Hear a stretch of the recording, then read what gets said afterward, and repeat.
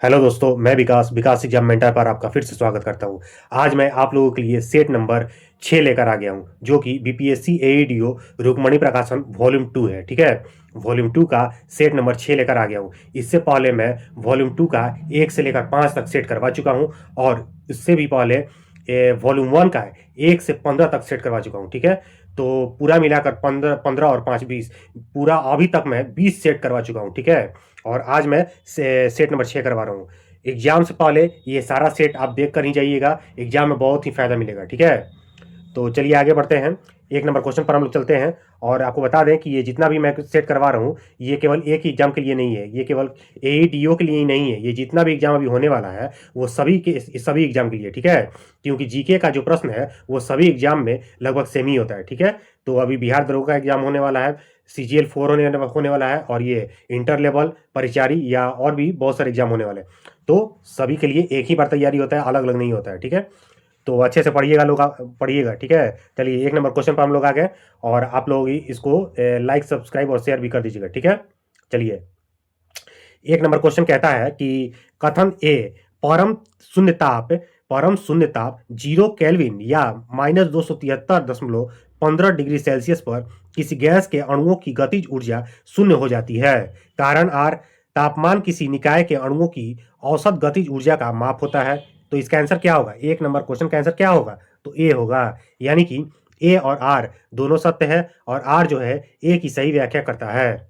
Next, इसको मिलान करना है। 2 नंबर दो दो का आंसर होगा ए, यानी कि प्रकाश विद्युत प्रभाव किससे संबंधित है? तो प्रकाश विद्युत प्रभाव कण प्रकृति से संबंधित है। ठीक है, प्रकाश का विवर्तन किससे संबंधित है? तो तरंग प्रकृति से संबंधित है। प्रकाश का ध्रुवण किससे संबंधित है? तो प्रकाश का ध्रुवण अनुप्रस्थ तरंग प्रकृति से संबंधित है। और कंपटन कंपटन प्रभाव कंपटन प्रभाव किससे संबंधित है? तो 4 नंबर, यानी कि कण प्रकृति, यानी कि ऊर्जा संवेग स्थानांतरण से संबंधित है। ठीक है, चलिए आगे बढ़ते हैं। द्रव की तरंग प्रकृति डी ब्रोगली परिकल्पना के संबंध में सही कथन चुने। बताइए इसमें से सही कथन कौन सा है? तो 3 का आंसर होगा डी, यानी कि भारी कणों की तुलना में हल्के कणों की डी ब्रोगली तरंग दर अधिक होती है। डी ब्रोगली तरंग दर अधिक होती है। ठीक है, चलिए आगे बढ़ते हैं। 4 नंबर क्वेश्चन कहता है उष्मागतिकी के नियम के संबंध में गलत कथन का चयन करें। इसमें से गलत कथन कौन सा है? तो 4 का आंसर होगा डी, यानी कि किसी उत्क्रमणीय प्रक्रम में एंट्रोपी घटती है, यानी कि ये गलत है। सही क्या है? तो एक ए, उष्मागतिकी का शून्य कोटि नियम ताप की संकल्पना स्थापित करता है। बी, उष्मागतिकी का प्रथम नियम ऊर्जा संरक्षण पर आधारित है। सी, उष्मागतिकी का द्वितीय नियम बताता है कि उष्मा स्वतः ठंडी वस्तु से गर्म वस्तु की ओर प्रवाहित नहीं होती है। तो ए बी सी सही है। ठीक है, चलिए आगे बढ़ते हैं। भूतुल्यकालिक उपग्रह का आवर्तकाल कितना होता है? तो 5 का आंसर क्या होगा? 5 का आंसर होगा बी, यानी कि 24 घंटा। कितना? तो 24 घंटा। नेक्स्ट, ट्रांजिस्टर का मुख्य कार्य क्या है? तो 6 का आंसर होगा बी, यानी कि प्रवर्धन स्विचिंग। नेक्स्ट, 7 नंबर क्वेश्चन कहता है कि कोणीय संवेग संरक्षण का नियम कब लागू होता है? तो 7 का आंसर होगा बी, यानी कि जब निकाय पर कुल बाह्य बल आघूर्ण शून्य हो। जब निकाय पर कुल बाह्य बल आघूर्ण शून्य हो जाता है तब। नेक्स्ट नेक्स्ट ये 8 नंबर क्वेश्चन कहता है कि किसी माध्यम का अपवर्तनांक प्रकाश के किस गुण पर निर्भर नहीं करता है? किस गुण पर निर्भर नहीं करता है? तो 8 का आंसर क्या होगा? 8 का आंसर होगा डी, यानी कि प्रकाश की तीव्रता पर। किस पर? तो प्रकाश की तीव्रता पर। नेक्स्ट, कथन ए, डीएनए प्रतिकृति कोशिका विभाजन से पहले आवश्यक है। कारण आर, प्रतिकृति यह सुनिश्चित करती है कि संतति कोशिकाओं को आनुवांशिक जानकारी का पूरा सेट प्राप्त हो। तो 9 का आंसर क्या होगा? 9 का आंसर होगा ए, यानी कि ए और आर दोनों सत्य है, और आर जो है ए की सही व्याख्या करता है। नेक्स्ट, 10 नंबर, इसको क्या करना है? तो मिलान करना है। तो 10 का आंसर क्या होगा? 10 का आंसर होगा सी, यानी कि अंतःप्रद्रवी जालिका। अंतःप्रद्रवी जालिका किससे संबंधित है? तो 3 नंबर से संबंधित है, यानी कि प्रोटीन और लिपिड संश्लेषण परिवहन। प्रोटीन और लिपिड संश्लेषण परिवहन। गोल्जी काय किससे संबंधित है? तो गोल्जी काय जो है ये 4 नंबर संबंधित है, यानी कि पदार्थों की पैकेजिंग, रूपांतरण और श्रावण। लाइसोसोम, लाइसोसोम किससे संबंधित है? तो लाइसोसोम 1 नंबर से संबंधित है, यानी कि कोशिकीय पाचन, अपशिष्ट निपटान, कोशिकीय पाचन और अपशिष्ट निपटान।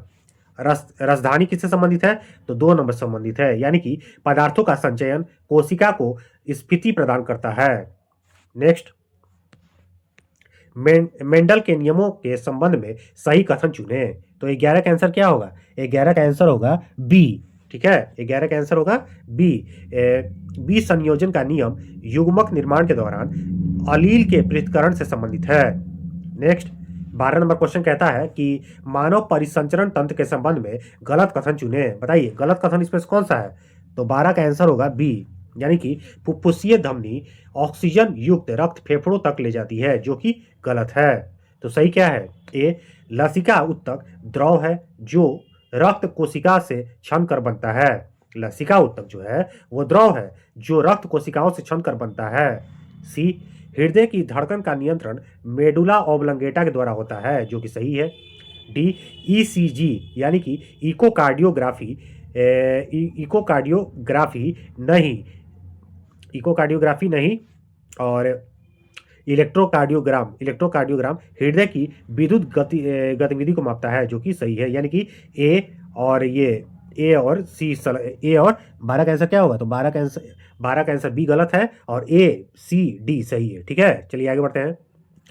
13 नंबर क्वेश्चन कहता है कि पौधों में फ्लोएम उत्तक का मुख्य कार्य क्या है? बताइए 13 का आंसर क्या होगा? तो 13 का आंसर होगा सी, यानी कि पत्तियों में निर्मित खाद्य पदार्थों का परिवहन। नेक्स्ट, जीन चिकित्सा का उद्देश्य क्या है? जीन चिकित्सा का उद्देश्य क्या है? तो 14 का आंसर होगा बी, यानी कि आनुवांशिक विकारों को ठीक करने के लिए जीन में सुधार या प्रतिस्थापन।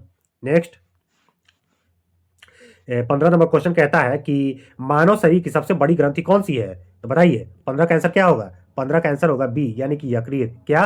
तो यकृत। नेक्स्ट, एड्स रोग किस विषाणु के कारण होता है? बताइए 16 का आंसर होगा बी, HIV के द्वारा, यानी कि human immunodeficiency virus. Next, 17 number, कथन ए साबुन कठोर जल में प्रभावी रूप से सफाई नहीं करते हैं और इसका कारण आर, कठोर जल में उपस्थित कैल्शियम और मैग्नीशियम आयन साबुन के साथ अघुलनशील लवण बनाते हैं। तो बताइए 17 का आंसर क्या होगा? 17 का आंसर होगा ए, यानी कि ए और आर सत्य है। आर जो है ए की सही व्याख्या करता है। नेक्स्ट, 18 नंबर क्वेश्चन कहता है कि तो 18 का आंसर होगा क्या होगा? 18 का आंसर, तो 18 का आंसर होगा सी। 18 यानी कि 18 को मिलान करना है और इसका आंसर होगा सी। तो बॉक्साइट किससे संबंधित है? तो एल्युमिनियम से संबंधित है। बॉक्साइट किससे संबंधित है? एल्युमिनियम, यानी कि बॉक्साइट जो है एल्युमिनियम का अयस्क है। ठीक है, हेमेटाइट किसका अयस्क है? तो हेमेटाइट जो है वो लोहा का अयस्क है। सिनेबार किसका अयस्क है? तो सिनेबार जो है वो पारा का अयस्क है। गैलेना किसका अयस्क है? तो गैलेना जो है वो सीसा का अयस्क है। नेक्स्ट, 19 नंबर, वैद्युत रासायनिक सेल के संबंध में सही कथन चुने। तो 19 का आंसर क्या होगा? 19 का आंसर होगा डी, ईंधन सेल रासायनिक ऊर्जा को सीधे विद्युत ऊर्जा में परिवर्तित कर देता है। नेक्स्ट, कार्बनिक यौगिक के नामकरण के संबंध में गलत कथन का चयन करें। गलत कथन चुनना है। ठीक है, तो 20 का आंसर क्या होगा? डी होगा, यानी कि समजातीय श्रेणी के सदस्यों के रासायनिक गुण भिन्न होते हैं। जो समजातीय श्रेणी होते हैं उनके सदस्यों के रासायनिक गुण जो होते हैं वो भिन्न होते हैं। ठीक है। नेक्स्ट, 21 नंबर, जल की अस्थायी कठोरता किसके कारण होती है? तो 21 का आंसर क्या होगा? 21 का आंसर होगा बी। क्या होगा? तो बी होगा, यानी कि कैल्शियम और मैग्नीशियम के क्लोराइड और सल्फेट। कैल्शियम और मैग्नीशियम के क्लोराइड और सल्फेट। नेक्स्ट, 22 नंबर, निम्नलिखित में से कौन सा थर्मोसेटिंग प्लास्टिक का उदाहरण है? थर्मोसेटिंग प्लास्टिक का उदाहरण कौन सा है? तो 22 का आंसर होगा सी। क्या होगा? सी होगा, यानी कि बेकेलाइट। क्या होगा? तो बेकेलाइट होगा। नेक्स्ट, ऑक्सीकरण संख्या अवधारणा का उपयोग किस प्रकार की अभिक्रियाओं को संतुलित करने में सहायक है? तो 23 का आंसर क्या होगा? 23 का आंसर होगा सी, यानी कि रेडॉक्स अभिक्रिया। ठीक है। नेक्स्ट, 24 नंबर क्वेश्चन कहता है कि बायोचिप में सिलिकॉन चिप पर क्या एकीकृत किया जाता है? तो 24 का आंसर क्या होगा? 24 का आंसर होगा बी, यानी कि जैविक अणु जैसे डीएनए प्रोटीन। नेक्स्ट, 25 नंबर कहता है कि आर्टिफिशियल इंटेलिजेंस का संबंध किससे है? आर्टिफिशियल इंटेलिजेंस का संबंध किससे है? तो 25 का आंसर क्या होगा? 25 का आंसर होगा ए, यानी कि मानव जैसे बुद्धिमत्ता व्यवहार प्रदर्शित करने वाली मशीनें बनाना। मानव जैसा बुद्धिमत्ता व्यवहार प्रदर्शित करने वाला मशीनें बनाना। ठीक है, चलिए नेक्स्ट। गोल्डन राइस एक आनुवांशिक रूप से संशोधित फसल है जिसे किस विटामिन की मात्रा बढ़ाने के लिए विकसित किया गया है? बताइए।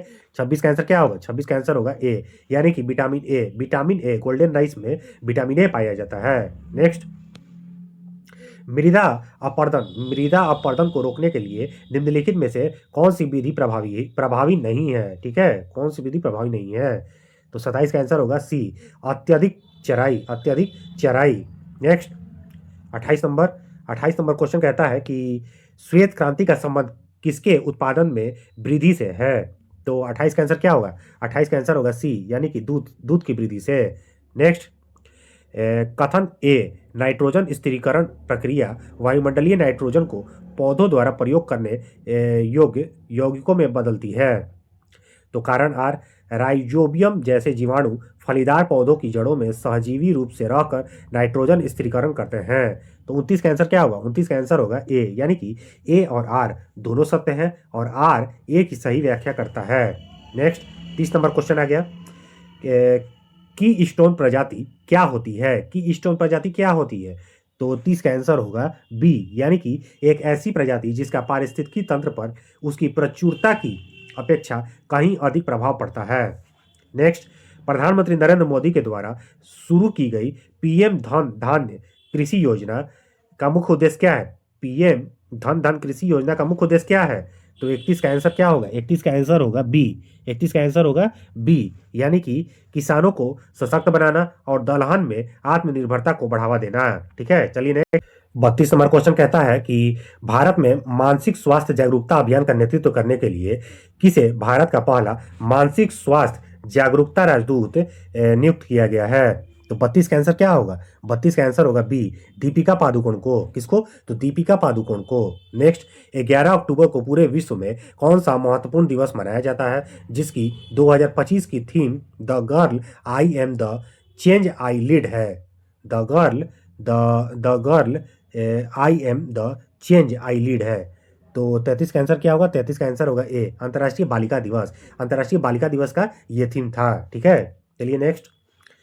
34 नंबर क्वेश्चन कहता है कि 2025 में शांति का नोबेल पुरस्कार किसे प्रदान किया गया है? बताइए। 34 का आंसर क्या होगा? 34 का आंसर होगा सी, यानी कि Maria Corina Machado. Maria Corina Machado को दिया गया है। नेक्स्ट। 35 नंबर क्वेश्चन कहता है कि निम्नलिखित में से किस राज्य ने ज्ञान यज्ञ मंडप नामक एक डिजिटल लाइब्रेरी लॉन्च करने की घोषणा की है? ठीक है, तो 35 का आंसर क्या होगा? 35 का आंसर होगा सी, यानी कि उड़ीसा ने। किसने? तो उड़ीसा ने। नेक्स्ट। 36 नंबर क्वेश्चन कहता है कि 69वें राष्ट्रीय स्कूल गेम 2025 का आयोजन कहाँ किया जा रहा है? तो 36 का आंसर क्या होगा? ए, यानी कि श्रीनगर में। कहाँ पर? तो श्रीनगर में। नेक्स्ट। संघ लोक सेवा आयोग के द्वारा कौन सा नया पोर्टल का शुभारंभ किया गया है? तो 37 का आंसर क्या होगा? ए, यानी कि इंटरव्यू किससे। क्या? तो इंटरव्यू किससे। नेक्स्ट। निर्वाचन आयोग ने बिहार विधानसभा चुनाव 2025 कितने चरणों में संपन्न कराया? तो 38 का आंसर क्या होगा? बी। 38 का आंसर क्या होगा? बी, यानी कि 2 चरणों में। नेक्स्ट। भारत ने विश्व पैरा एथलेटिक्स चैंपियनशिप 2025 में कुल कितने स्वर्ण पदक जीते हैं? तो 39 का आंसर क्या होगा? बी होगा, यानी कि 6। कितना? तो 6। नेक्स्ट। भारत के 91वें शतरंज ग्रैंड मास्टर कौन बन गए हैं? तो 40 का आंसर क्या होगा? 40 का आंसर होगा ए, राहुल वीएस। कौन? तो Rahul VS. Next. 41 number question कहता है कि 28 सितंबर 2025 को भारत ने एशिया कप का खिताब किस देश को हरा कर जीता है? तो 41 का आंसर क्या होगा? 41 का आंसर होगा डी, यानी कि उपरोक्त में से कोई नहीं। उपरोक्त में से कोई नहीं। नेक्स्ट। 42 नंबर क्वेश्चन कहता है कि ब्रिटिश लेखक डेविड इज़जेले को उनके किस उपन्यास के लिए बुकर पुरस्कार 2025 से सम्मानित किया गया है? बताइए। तो 42 का आंसर क्या होगा? 42 का आंसर होगा ए, यानी कि फ्लेश को। किसको? तो फ्लेश को। नेक्स्ट। हाल ही में खबरों में रहा सावलकोट जल विद्युत परियोजना किस नदी पर स्थित है? सावलकोट जल विद्युत परियोजना किस नदी पर स्थित है? तो 43 का आंसर होगा ए, यानी कि चीनाब नदी पर। किस नदी पर? तो चीनाब नदी पर। नेक्स्ट, निम्नलिखित में से किस देश में टाइफॉन मिसाइल प्रणाली विकसित की गई है? तो 44 का आंसर क्या होगा? 44 का आंसर होगा ए, यानी कि संयुक्त राज्य अमेरिका में। किस कहाँ पर? तो संयुक्त राज्य अमेरिका में। नेक्स्ट, 45 नंबर क्वेश्चन कहता है कि भारत अंतर्राष्ट्रीय चाय सम्मेलन 2025 का आयोजन किस शहर में किया गया? तो 45 का आंसर होगा बी। क्या होगा? तो बी होगा, यानी कि कोच्चि में। कहाँ पर? तो कोच्चि में। नेक्स्ट, 46 नंबर क्वेश्चन को मिलान करना है, तो 46 का आंसर क्या होगा? बी होगा, यानी कि चरक। चरक किससे संबंधित है? चरक जो है ये एक चिकित्सक थे, ठीक है। ब्रह्मगुप्त किससे संबंधित है? ब्रह्मगुप्त जो थे वो एक गणितज्ञ थे, ठीक है। और वराहमिहिर क्या थे? तो वराहमिहिर जो थे वो ज्योतिषी थे। विशाखदत्त क्या थे? तो एक नाटककार थे, ठीक है। चलिए आगे बढ़ते हैं। 47 नंबर क्वेश्चन कहता है कि अष्टप्रधान मंत्री परिषद थी। तो 47 का आंसर क्या होगा? डी, यानी कि मराठा प्रशासन में। नेक्स्ट, राजनीति की प्रारंभिक पुस्तक नीति सार किसके द्वारा लिखी गई थी? नीति सार किसके द्वारा लिखी गई थी? तो 48 का आंसर होगा सी, यानी कि कामचंदक के द्वारा। काम काम नंदक के द्वारा। नेक्स्ट, आगे बढ़ते हैं। निम्नलिखित में से किस बंदरगाह को मुगल काल के दौरान बाबुल मक्का कहा जाता था? बाबुल मक्का किसको कहा जाता था? तो 49 का आंसर होगा सी, सूरत को। किसको? तो सूरत को। नेक्स्ट, इनमें से किसे भारत में फारसी त्योहार नौरोज की शुरुआत की थी? नौरोज की शुरुआत किसने किया था? तो 50 का आंसर होगा डी, यानी कि बलबन ने। किसने? तो बलबन ने किया था, ठीक है। चलिए आगे बढ़ते हैं। नाथपंथियों, सिद्धों और योगियों ने भक्ति धर्म को किस क्षेत्र में लोकप्रिय बनाया था? तो 51 का आंसर क्या होगा? 51 का आंसर होगा बी। क्या होगा? तो बी होगा, यानी कि उत्तर भारत। कहाँ पर? तो उत्तर भारत। नेक्स्ट, 52 नंबर क्वेश्चन कहता है कि सुवर्ण रेखा नदी निम्नलिखित में से किस गांव के पास से निकलती है? बताइए, 52 का आंसर क्या होगा? तो 52 का आंसर होगा ए, यानी कि नगड़ी गांव के पास निकलती है। नेक्स्ट, 53 नंबर क्वेश्चन कहता है कि अभिकथन ए, घाना तट पर सोने के समुद्र प्लेसर जमाव पाए जाते हैं और ब्राजील में सोने की सिराएं पाई जाती है। और कारानार, किसी समय ये महाद्वीप अटलांटिक तट के साथ एक साथ संयुक्त थे। तो 53 का आंसर क्या होगा? 53 का आंसर होगा सी, यानी कि ए और आर सही है। आर ए की सही व्याख्या नहीं करता है, ठीक है। चलिए आगे बढ़ते हैं। किस अनुच्छेद के अंतर्गत अध्यक्ष सदन के किसी सदस्य को उसकी मातृभाषा में बोलने की इजाजत दे सकता है? यानी कि उसकी मातृभाषा में बोलने की इजाजत देना, ये कौन सा अनुच्छेद में है? तो 54 का आंसर होगा सी। कौन? तो सी, यानी कि 120 का एक, ठीक है। नेक्स्ट, उत्तराखंड का कौन सा जिला तिब्बत सीमा से नहीं लगता है? तिब्बत सीमा से कौन नहीं लगता है? तो 55 का आंसर होगा ए, अल्मोड़ा नहीं लगता है, ठीक है। तो कौन कौन लगता है? चमोली लगता है, उत्तरकाशी लगता है, ठीक है। नेक्स्ट, एल नीनो धारा कहाँ प्रवाहित होता है? तो 56 का आंसर क्या होगा? बी होगा, यानी कि प्रशांत महासागर में। कहाँ? तो प्रशांत महासागर में। नेक्स्ट, 57 नंबर क्वेश्चन, भारतीय संविधान के 42वें संशोधन के संबंध में निम्नलिखित कथनों पर विचार करें। तो इसमें से कौन सा कथन गलत है? बताइए। 57 का आंसर क्या होगा? 57 का आंसर होगा डी, ठीक है, यानी कि 2 और 3 जो है वो गलत है, ठीक है। 2 और 3 गलत है, 2 3 गलत है। सही कौन है? 1 और 4। तो इसने प्रस्तावना में 3 शब्द जोड़े, समाजवाद, धर्मनिरपेक्ष और अखंडता, जो कि सही है। डी, इसके द्वारा राष्ट्रपति को चुनाव आयोग के परामर्श से राज्य विधानसभाओं या मंडलों के सदस्यों को आयोग घोषित करने का अधिकार प्रदान किया गया है, जो कि सही है। चलिए आगे बढ़ते हैं।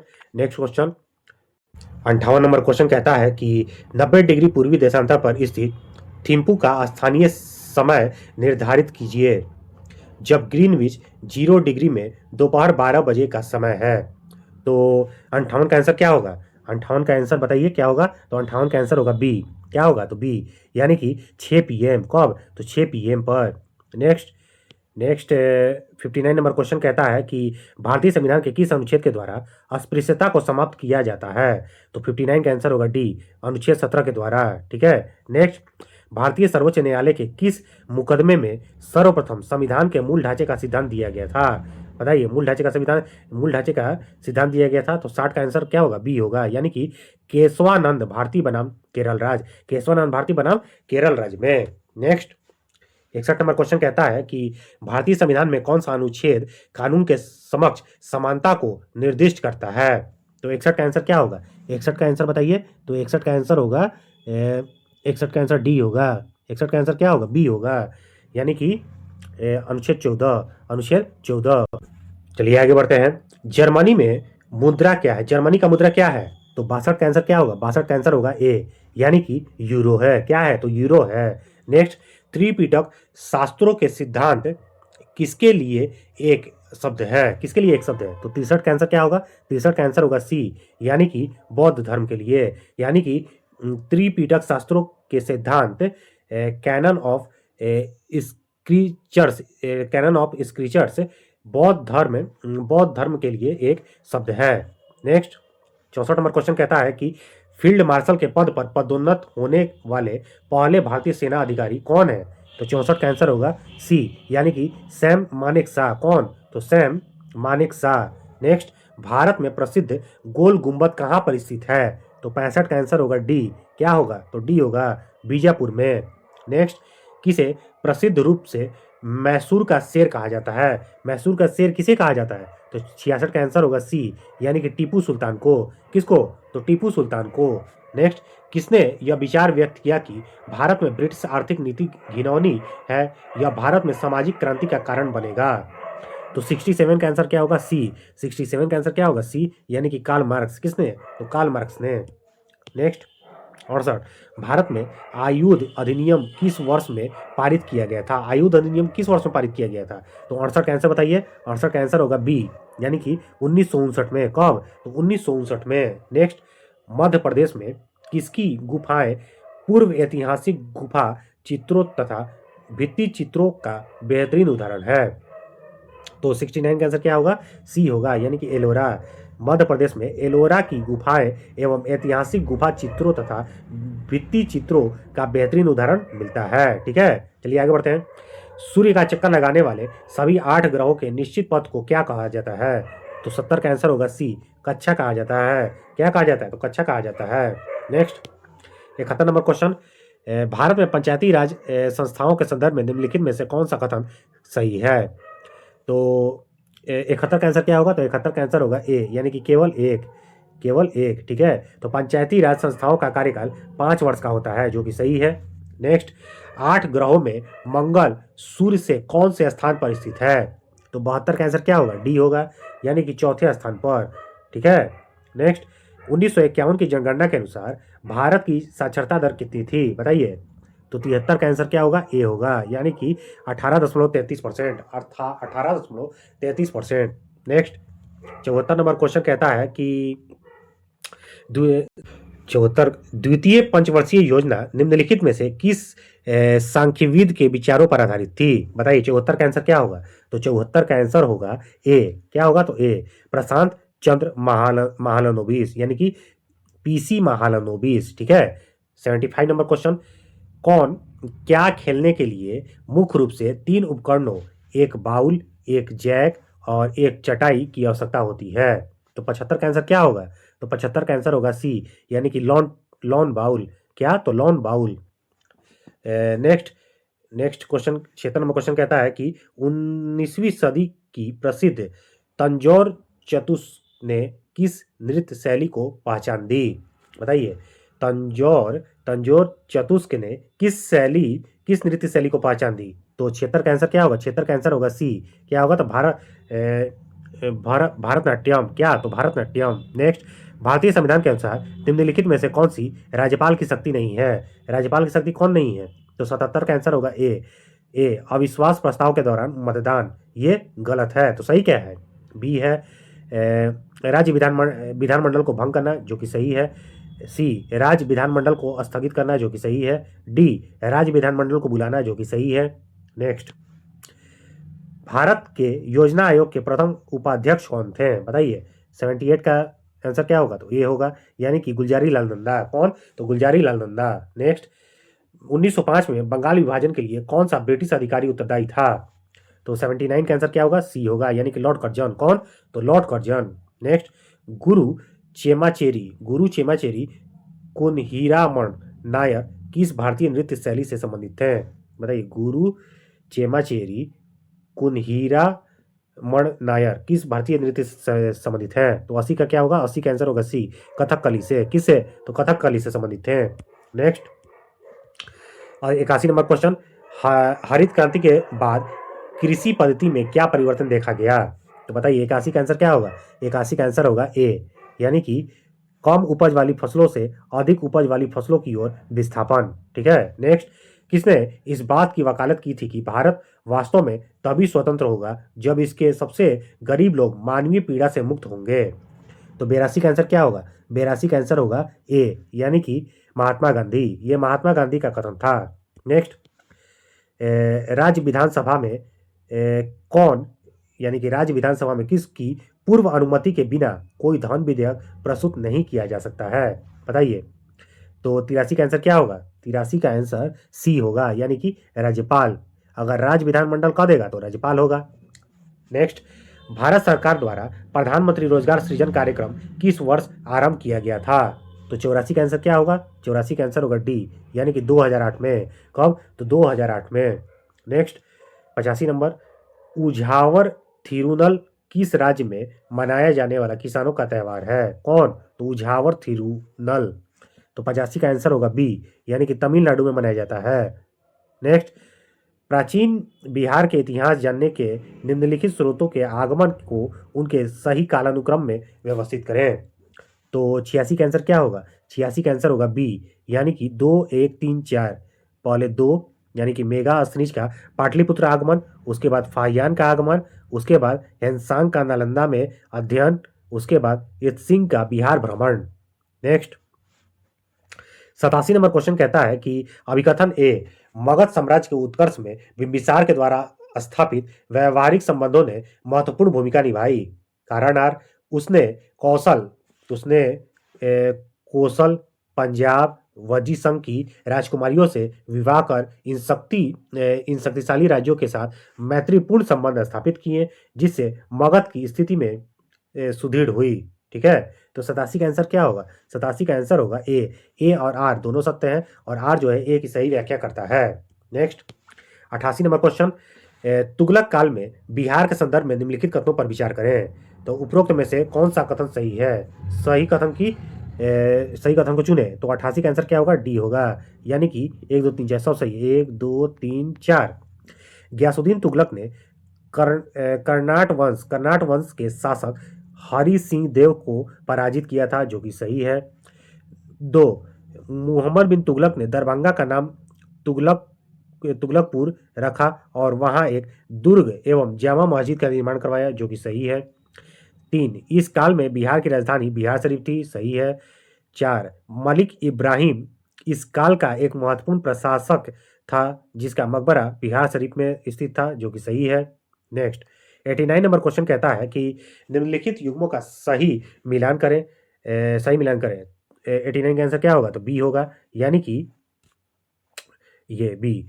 तो बिहार प्रांतीय सम्मेलन का 12वां अधिवेशन कब हुआ था? तो 1920 में। कब? तो 1920 में। बिहार विद्यापीठ का उद्घाटन कब हुआ था? तो 1921 में। कब? तो 1921 में। भारतीय राष्ट्रीय कांग्रेस का 37वां अधिवेशन कब हुआ था? तो 1922 में। कब? तो 1922 में। और बिहार में स्वराज पार्टी की स्थापना कब हुई थी? तो बिहार में स्वराज पार्टी की स्थापना कब हुई थी? तो 1923 में। कब? तो 1923 में। नेक्स्ट, बिहार में क्रांतिकारी राष्ट्रवाद के उदय और विकास के संबंध में निम्नलिखित में से कौन सा कथन गलत है? 90 का आंसर होगा क्या होगा? 90 का तो सी होगा, यानी कि 90 का आंसर सी। बिहार में क्रांतिकारी राष्ट्रवाद के उदय और विकास के संबंध में निम्नलिखित में से कौन सा कथन गलत है? ठीक है, तो गलत का ये है। तो सर्चलाइट अखबार ने क्रांतिकारी गतिविधियों का खुलकर समर्थन किया था, जो कि गलत है। ठीक है। नेक्स्ट, 91 नंबर क्वेश्चन कहता है कि अभिकथन बिहार का ताल क्षेत्र रबी की फसल विशेषकर दलहन के उत्पादन के लिए अत्यंत उपजाऊ माना जाता है। कारण आर, मानसून के दौरान गंगा नदी में बाढ़ का पानी फैलने से इस क्षेत्र में भारी मिट्टी का जमाव होता है, जो जल धारण क्षमता में उच्च होती है और बाढ़ उतरने के बाद नमी बनाए रखती है। तो 91 का आंसर बताइए क्या होगा। तो 91 का आंसर होगा ए, यानी कि ए और आर दोनों सत्य हैं और आर जो है ए की सही व्याख्या करता है। 92 नंबर क्वेश्चन कहता है कि बिहार की भौगोलिक स्थिति और विस्तार के संदर्भ में निम्नलिखित कथनों पर विचार करें। तो 92 का आंसर क्या होगा। तो 92 का आंसर होगा बी, यानी कि ये 2, 3 और 4, 2, 3 और 4 ये तीनों सही है। तो यानी कि 2 कहता है कि राज्य का देशांतरीय विस्तार लगभग 83 डिग्री 19 मिनट 5 पाँच 83 डिग्री 19 मिनट 50 पूर्व से 88 डिग्री 17 मिनट और 40 इंच पूर्व तक है। ठीक है, और आगे बढ़ते हैं। 3 कहता है कि बिहार की सीमा नेपाल के साथ साथ भारत के 3 राज्यों यानी कि उत्तर प्रदेश, झारखंड और पश्चिम बंगाल, उत्तर प्रदेश, झारखंड और पश्चिम बंगाल से लगती है। 4 नंबर कहता है क्षेत्रफल की दृष्टि से बिहार भारत का 12वां सबसे बड़ा राज्य है। कितना। तो 12वां सबसे बड़ा राज्य है। चलिए आगे बढ़ते हैं। 93 नंबर क्वेश्चन को क्या करना है, तो मिलान करना है। तो 93 का आंसर क्या होगा। 93 का आंसर होगा सी, यानी कि पाइराइट। पाइराइट रोहतास में पाया जाता है। पाइराइट रोहतास में पाया जाता है। और अभ्रक, अभ्रक कहाँ पाया जाता है, तो गया और जमुई में पाया जाता है। गया और जमुई में पाया जाता है। चूना पत्थर कहाँ पाया जाता है, तो रोहतास और कैमूर में पाया जाता है। रोहतास और कैमूर में पाया जाता है। बॉक्साइट, बॉक्साइट कहाँ पाया जाता है, तो मुंगेर में पाया जाता है। ठीक है, चलिए नेक्स्ट। 94 नंबर क्वेश्चन, बिहार के किस कृषि जलवायु क्षेत्र में सर्वाधिक जिले शामिल हैं जो मुख्य रूप से खादर मिट्टी, उच्च वर्षा और बाढ़ की प्रबलता की विशेषता रखता है। तो 94 का आंसर क्या होगा। 94 का आंसर होगा ए, यानी कि जोन फर्स्ट उत्तर पश्चिम। जोन फर्स्ट उत्तर पश्चिम। नेक्स्ट। 95 नंबर क्वेश्चन कहता है कि बिहार में पंचायती राज संस्थाओं के कार्यों और शक्तियों के संदर्भ में निम्नलिखित कथनों पर विचार करें। तो इसमें से कौन सही है। तो 95 का आंसर क्या होगा, डी होगा, यानी कि सभी, यानी कि 1, 2, 3, 4। तो ग्राम पंचायतें स्थानीय स्तर पर विकास योजनाओं के निर्माण और कार्यान्वयन के लिए जिम्मेदार है, जो कि सही है। और 2, पंचायत पंचायत समिति ब्लॉक स्तर पर ग्राम पंचायतों और जिला परिषदों के बीच समन्वय का कार्य करती है, जो कि सही है। 3, जिला परिषद जिले की सभी पंचायत समितियों के पर्यवेक्षक और मार्गदर्शन के साथ साथ जिला स्तरीय योजनाओं को समेकित करती है, जो कि सही है। 4, राज्य वित्त आयोग पंचायतों की वित्तीय स्थिति की समीक्षा करती है और राज्यपाल को सिफारिश देता है, जो कि सही है। चलिए आगे बढ़ते हैं। 98 नंबर क्वेश्चन, अभिकथन ए, पटना उच्च न्यायालय को मौलिक अधिकारों के प्रवर्तन के लिए रिट जारी करने का अधिकार है। कारण आर, भारतीय संविधान का अनुच्छेद 226 उच्च न्यायालयों को बंदी, प्रत्यक्षीकरण, परमादेश, प्रतिषेध, उत्प्रेषण और अधिकार परीक्षा रिट जारी करने की शक्ति प्रदान करता है। तो 96 का आंसर क्या होगा, ए होगा, यानी कि ए और आर दोनों सत्य हैं और आर जो है ए की सही व्याख्या करता है। नेक्स्ट। 97 नंबर क्वेश्चन कहता है कि बिहार राज्य मानवाधिकार आयोग के संबंध में निम्नलिखित में से कौन सा कथन गलत है। ध्यान रखिएगा, गलत है। ठीक है, तो 97 का आंसर क्या होगा। 97 का आंसर होगा डी, आयोग द्वारा दिए गए निर्णय राज्य सरकार पर बाध्यकारी होते हैं, जो कि गलत है। ठीक है, तो सही क्या है, ए, बी, सी। तो एक आता है, यह एक सांविधिक निकाय है। सांविधिक निकाय है। बी, इसके अध्यक्ष उच्च न्यायालय के सेवानिवृत्त मुख्य न्यायाधीश या अन्य न्यायाधीश होते हैं। मुख्य न्यायाधीश या अन्य न्यायाधीश होते हैं। सी, यह मानवाधिकारों को उल्लंघन के मामलों में स्वतः संज्ञान लेकर या याचिका पर जांच कर सकता है। नेक्स्ट। 98 नंबर क्वेश्चन कहता है कि बिहार की औद्योगिक स्थिति लगभग 2014 से 16 के संदर्भ में निम्नलिखित कथनों पर विचार करें। तो 98 का आंसर क्या होगा। तो 98 का आंसर होगा डी होगा। डी में, एक मिनट, डी होगा। तो डी में क्या कहता है, डी में कहता है सभी, 1, 2, 3, 4 सभी सही है। तो एक कहता है कि राज्य में कृषि आधारित उद्योग, राज्य में कृषि आधारित उद्योग विशेषकर चीनी और खाद्य प्रसंस्करण का महत्व स्थान, ये सही है। और नीचे 2, 3, 4 ये 2, 3, 4 हथकरघा और रेशम उत्पादन पारंपरिक उद्योग है जो बड़ी संख्या में लोगों को रोजगार प्रदान करता है, जो सही है। 3, राज्य में खनिज आधारित उद्योगों का विकास सीमित है जिसका मुख्य कारण अधिकांश खनिज संपन्न क्षेत्रों का झारखंड में चला जाना है, सही है।